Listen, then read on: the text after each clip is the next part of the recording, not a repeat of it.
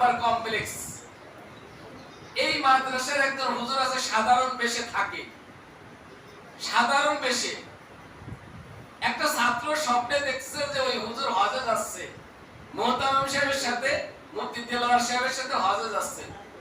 তো ওই ছাত্রটা আবার আরো ছাত্রের সাথে বলছে, বলার পরে সবাই একটু হাসাহাসি করছে। তো ওনার তো টাকা পয়সা কিছু নেই, আর উনি তো একটু সাদা সিধে মানুষ, সেরকম চাল চলন। ও হজ যাবে টাকা পয়সা করতে, কোনো প্রস্তুতি নেই। পরের দিন রাত্রে একজন ফোন দিয়েছে, ফোন দিয়ে বলছে, হুজুর আপনার হজের টিকিট বা যাবতীয় সবকিছু ওকে হয়ে গেছে, আপনি অমুক দিনে আগামীকাল দুপুর বেলায় আপনার মুফতি দেলোয়ার সাহেবের সাথে আপনার ফ্লাইট।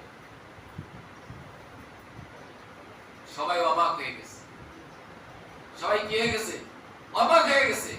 সে হুজুরও জানেন না, তিনিও জানেন না যে তার কি আগামীকাল ফ্লাইট, তার হজে যেতে হবে মুফতি দেলোয়ার সাহেবের সাথে।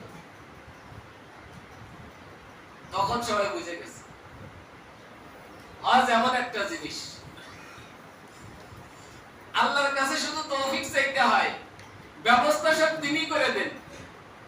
ব্যবস্থা আমার করার দরকার হয় না, আমার দরকার হবে না, দরকার তিনার হবে, তিনি করে দেবেন।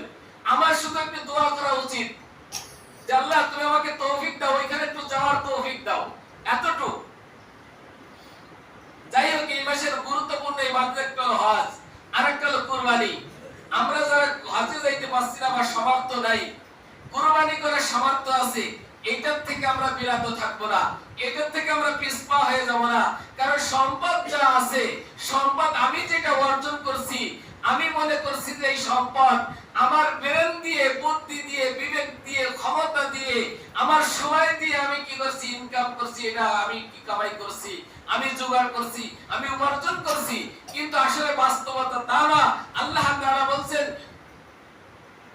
ওয়ামিম্মা রাযাকনাহুম ইউনফিকুন, ওয়ামিম্মা রাযাকনাহুম ইউনফিকুন। আমি তোমাদেরকে যে রিজিক দিয়েছি, সেই রিজিক থেকে তোমরা কি করো? খরচ করো আমার রাস্তায়। আমি যে রিজিক দিয়েছি, অর্থাৎ আমি যে রিজিক দিয়েছি তার মানে আমি তোমাকে কামাই করার শক্তি দিয়েছি, আমি তোমাকে কামাই করার বুদ্ধি দিয়েছি, আমি তোমাকে কামাই করার সময় দিয়েছি, আমি তোমাকে কামাই করার ব্রেন দিয়েছি, আমি তোমাকে কামাই করার ক্ষমতা দিয়েছি, তোমাকে সবকিছু আমি দিয়েছি।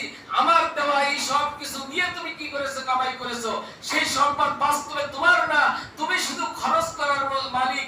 অর্থাৎ তুমি তো ওই ম্যানেজারের মতন, ওই ম্যানেজার যেমন ম্যানেজারকে বলে দেওয়া হয়, মালিক বলে দেয় তুই অমুক জায়গা অমুক অমুক অমুক কি করো, খরচ করো, অমুক জায়গায় দাও। তো আসল মালিক তো আমি তোমাকে দিয়েছি, তোমার সম্পদগুলি আমার রাস্তায় ব্যয় করো।